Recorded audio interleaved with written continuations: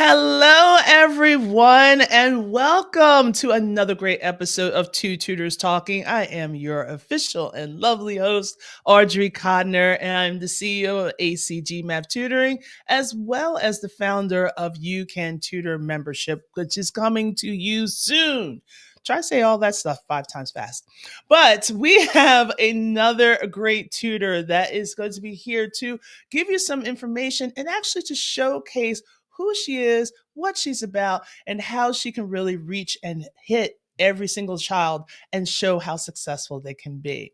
So let me introduce to you Miss Nitza Dalmau. How are you, Nitza? Hello, Audrey. Thank you for having me. I'm so happy to be here. So glad that you were able to come in. So introduce yourself and tell us a little bit about you. My name is Nitza Dalmau. You guys can call me Nitza. My students always call me Miss D because Dalmau is a little bit, you know. But I am from Puerto Rico, the island of enchantment. I've been living in Florida for this second time for more than 15 years. I have a 21-year-old son, and I'm a certified teacher in special education and math for middle school and high school. And right now, I am just tutoring and I'm loving it. And that's basically it. So, well, the name of my company is Me Angel Education, and that's how people can find me under Nitza Dalmau or Me Angel Education. Awesome. So, what made you make the transition from being a teacher, classroom teacher, to tutoring? Well, it's a fun story. I make it short, but I come from a family of teachers. My mom was an elementary school teacher in Puerto Rico for almost 40 years. My dad also used to teach in university calculus, then he was an engineer. And I have lots and lots of cousins. And one of my sisters, she was a teacher for 25 years. So Wow. when I went out to college, my mom told me, you are a teacher. And I was like, no, I'm not. Everybody here is a teacher. I'm going to be an accountant because I always have loved numbers. So I went into accounting, most boring thing for me, not for other people. Uh-huh. So I finished my bachelor in administration because you had to finish whatever you started in my house. And then life happened, married, my son, many things. And I finally had the opportunity not too long ago to go back and study because even though I had my provisional license in teaching due to my preparation, I wanted to study and I wanted to get more tools. So I got my master in special ed and I got my official certification and I started teaching in schools. It was my dream. But I don't know what was it. If it was like, that sometimes seasons kind of pass and you Mhm. change and what you think Mhm. you wanted is not that much anymore. So I enjoy teaching. I love teaching. I love kids, seeing kids succeed. But I was getting bored in the classroom. And I was like, Mm. what's happening with me? Also, I was getting very stressful because of other things that were happening in my life in that moment. So I spent like maybe 5 or 6 years in schools. And then 2019, I always did tutoring, like since long time. I always did tutoring, but more like a hobby. I even did it for free most of the time. And Okay. then 2019, I was in a point in my life that I was like, man, I want more freedom. I want to be able to go to Puerto Rico whenever I want, stay as long as I want. So I started charging for tutoring, which Mhm. was kind of foreign for me. And then pandemic hit. Mm. So I was like, okay, now I'm doing it for a living, for real. Right. And I always loved the tutoring because it gave me the opportunity to do very individualized work for each kid. Like that's my passion. Like I can have a group of kids, but I can prepare something specific for each one and help that child specifically with their needs. So that's what I love the most about tutoring. And then I decided to make it my main source of income, and that's what I'm working on. And I'm enjoying it. I used to do it face to face, but then we transitioned because of the pandemic. But the parents loved it. I loved it.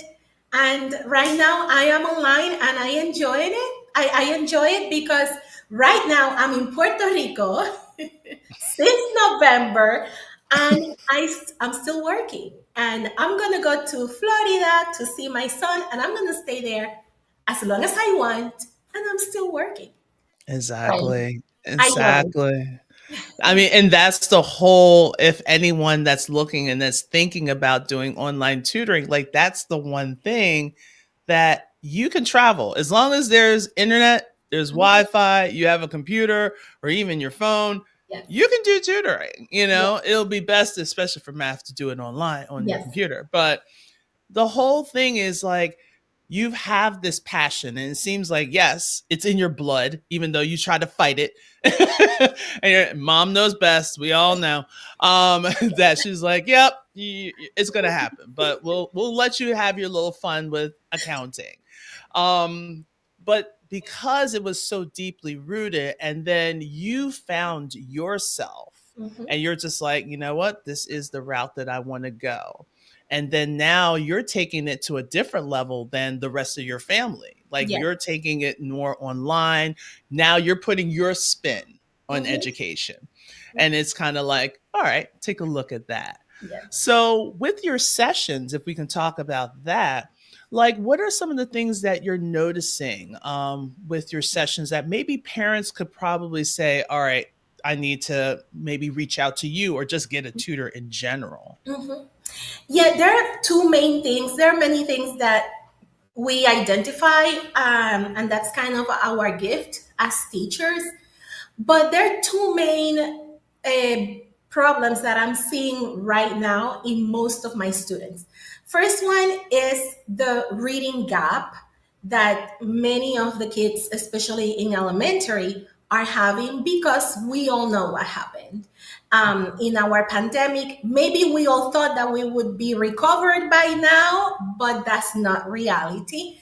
So students, what it touches my heart the most is the discouraged the discouraged that I see in some of my students when they come. They are shy. I would say that even they are a little ashamed that they cannot read, and that's something that I always tell the parents, try to do the best you can to help them now, and the earliest the better, right?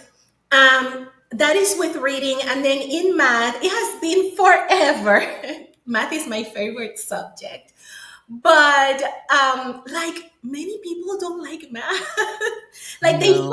they find it difficult, maybe because it's so abstract, etc. So my math students in general are middle schoolers fighting with algebra 1, and I see a lack of the foundations. Like it happened to me at schools, and it's happening to me in the tutoring, adding and subtraction, multiplication and division. So Yeah. I have to work on those basics that go in the math area all the way maybe to sixth grade and seventh grade at the Mhm. same time that I teach the algebra. And it's so important to get those foundations. And the same thing happens with reading. Our kids missed the foundation. Yeah. Those kindergarten, first grade years, the kids that passed the pandemic, that for them the pandemic happened in those years, they missed the foundation. Yep. Foundations are so important. I always tell my students it's like the Lego blocks, right?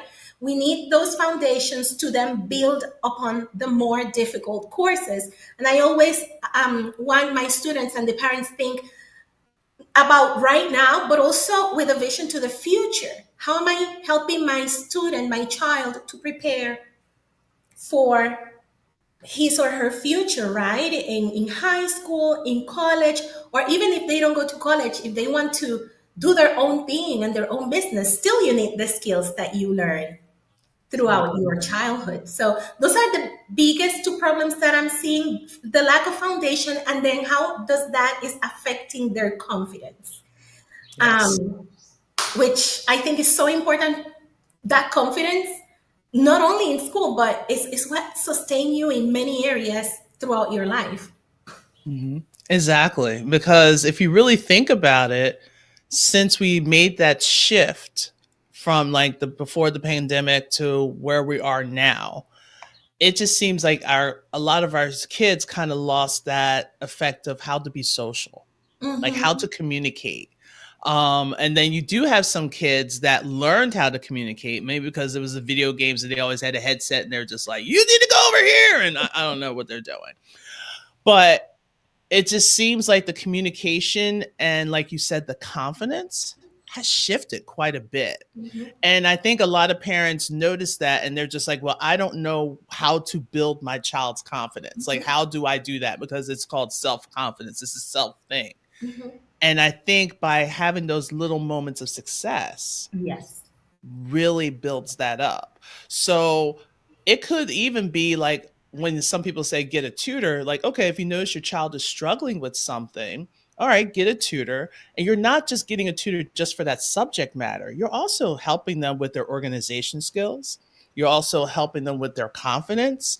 And you're going to see it not only in the classroom, but you're also going to see it around the house. Maybe that one kid that always walked by the trash can when it was completely overflowing all of a sudden takes it upon himself to take trash out.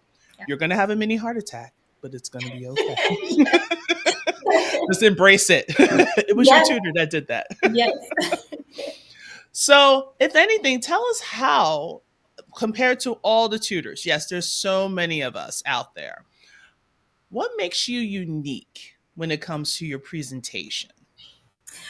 Well, I think that is like I have a vision, or my philosophy towards teaching and my tutoring is to help the whole family. Like when I get a student, I am thinking about the parents, the siblings, everybody as well. And talking also about the confidence, it goes both sides. One thing that I also tell my parents is teach your kids to do what they can do at home. Because I remember I'm 51. When I grew up, we learned most of the things first at home, and then we connected that in and used those skills in school. So they go hand by hand. So I think that what makes me unique is that I have that ability to connect with the whole family, right? I have so many moms that are my friend. They are my family actually right now. That I have moms that I taught their kids how to read when they were in kindergarten, and now those kids are in 10th and 11th grade, and we are still together. And it has transcended the tutoring sessions. um, Mhm. we help each other. I've been a single mom most of my adult life. So those experiences in how to raise your kids, how to educate your kids. And then I have that tool and that privilege of infusing also the academic part, that helps the whole family. And also um, that passion that I have of I'm gonna look at you as a student and I'm gonna see specifically what you need, and that's what I'm gonna give you.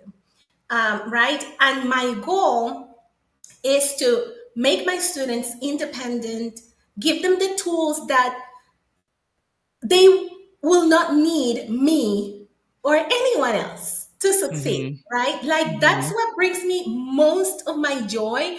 Like I tell them, you're gonna be here, but it's a short period of time. and you will see that you are going to be able to succeed. Especially my math students that they come so scared, and then it's so rewarding for me to later, I always call them like next year, etc., ask them how everything is going at school, and they're like, I'm so happy I'm not afraid anymore of Oh, math, and I'm doing good. um, so I think that probably makes me unique. That connection for me is super important. That connection with the family. yes. I always joke like I want to make the Christmas letter. I'm not sure if people are still doing that, but like when I was growing up, people used to like write a list of all the things that happened throughout the year. And I'm like, I just want to make the Christmas letter. Can I do that? And then I can definitely be in it. All right. Well, this was great. So now I know I want to ask, do you have any upcoming attractions or like what are some things that are coming up? Well, right now, the programs that I offer for reading, I offer three programs: reading, math, and homework. And then those are ongoing programs. So kids can enter at any point. But for summer, I always give a reading review for elementary and a math review for those on grades 5 all the way through 9. The ones that are entering 9, those are more intense. I take them separately, but I give that review so when they get to school, they are ready. And I usually start that program 2 weeks after we finish our school year in Florida. So I'm planning to start it on the 24th of June, and I post the announcements when everything is ready. I post the announcements in my Facebook pages and Instagram pages so parents can get the information, contact me, and see if they want to participate. It's every time we have done it has been super good, and it put the kids ahead. It's like I say, they are hitting the information twice or more. They hit it with me, and then they hit it again when they get to school. So they usually do well with that summer review. That's awesome because you want to get those kids ready. Mhm. Trust me, there is a huge thing called the summer slide. I Yes. know you want to get your child relaxed, but we're talking like an hour. And we're Yes. not talking like an hour for like, is it every day or is it every other day? Like, I how make do you it do? I make it flexible. It depends again on what the family needs. Sometimes I prepare a base program. For example, the for the summer is usually 6 weeks, between 4 and 6 weeks. But the student all the classes are recorded. So if the family is traveling and the student he doesn't want to connect, they don't want to connect, they can always watch the recording, and then they can meet with me at any scheduled time that we agree on. So I always make it flexible depending on what the family is planning and what the family needs. I always meet with the family first, and that way we agree in how we're going to do things. But Oh, awesome. yes. Yes, that's great. So now everyone's probably excited and they're probably like, what's going on? Might be a little bit frozen. Okay, there we go. So now you're probably going to ask, how do we reach this woman, Audrey? Like, stop holding it back. But before I go to that, I just want to ask like a question just off the cuff. I know it's going to be a little crazy. What's the meaning behind your business name? Okay. I Mi was like, me and Angel. Yes, yes. Mi Angel Education. I wanted to have, since I work with so many Hispanic families, uh, I wanted to have one part of the name to be in Spanish, so my Spanish people would be able to recognize and say, "Oh, she speaks Spanish." Because for many people in the United States, I don't look for whatever reason like a Hispanic. I look more American. So Mi Angel is because that's the name that I have been using since so many years ago. I once had a family daycare, and the name was Mi Angel. So I always see the kids as my little angels, They are not angels all the time, but they are still Well, yeah. they're still my little angels. So I wanted to have that element, still keep using it. I battled a lot because of course I had coaching and other stuff, and they were saying that that's the name I want. I love it. I know because I think that's going to be another question I'm probably going to add to my whole sequence. See, you're changing things for me. That I'm going to ask, like, what's the meaning of your name? Because a lot of people generally put a lot of thought into putting their name Yes, for their businesses. yes. But okay, so now you're like, okay, Audrey, that was nice. How do we reach this woman? So as she mentioned before, you can definitely reach her out on her Facebook group, which is Math and Reading Tutor, me Angel, Education. So if you have, that'll be like the main source, like where she does a lot of her publication. You can reach out to her, you can ask questions, all of that. But if you wanted to be more of an intimate, you can also DM her there through Facebook. But you also can email her as well. So meangeleducation@gmail.com. And if you're on the flip side of Facebook and you're more of an Instagram person, you can definitely reach out to her on Instagram at Me Angel Education. But if you're more of like, the savvy and you're just like, I feel rebellious and you want to be over at X, she's Yes. over on X too. Yeah. so, so we're working on the LinkedIn. Don't worry, LinkedIn family. I know you're watching this and you're probably like, what's up with this? Don't worry. It's coming. It's coming. Remember, life is a process. You should know. You're in business. So, but this is like really great to get the information out. Thank you so much for coming in. I greatly appreciate you being here. Thank you so much for having me. I'm so happy to be here, and give Yeah. me the opportunity to share a little bit about myself. Of course, definitely. So again, if you love what we were going on with Nitza or even a lot of my other former guests, you can also look at the recordings on YouTube, which is the Audrey Codner, the ACG Math Tutoring channel, and it's definitely listed on there. If you're thinking about being a tutor and you want some more information, you can go ahead and reach out to me at Audrey Codner, either Facebook, Instagram, LinkedIn, or YouTube, everywhere except for Twitch. Let's put it that way. I think it'll be a lot easier that way. But if anything, thanks so much for being here, guys, and have an amazing day. And I will see you guys next week with a recording with another Audrey. Yes, it's going to be the power of Audrey's next week. So we'll see you then and have a great day. Bye.